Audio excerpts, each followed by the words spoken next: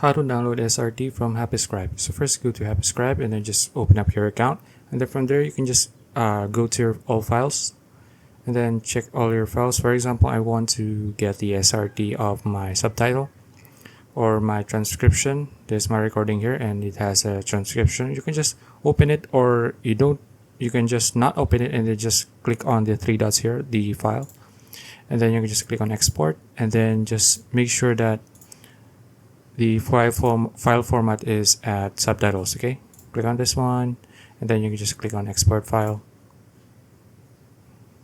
Then let's just wait, and there you go. Okay, now you can just do this as well for your subtitles. Three dots, export, SRT, this one, and then just click on export again, and there you go. So that's it. If you found this video useful, please like and subscribe for more videos like this. See you in the next one.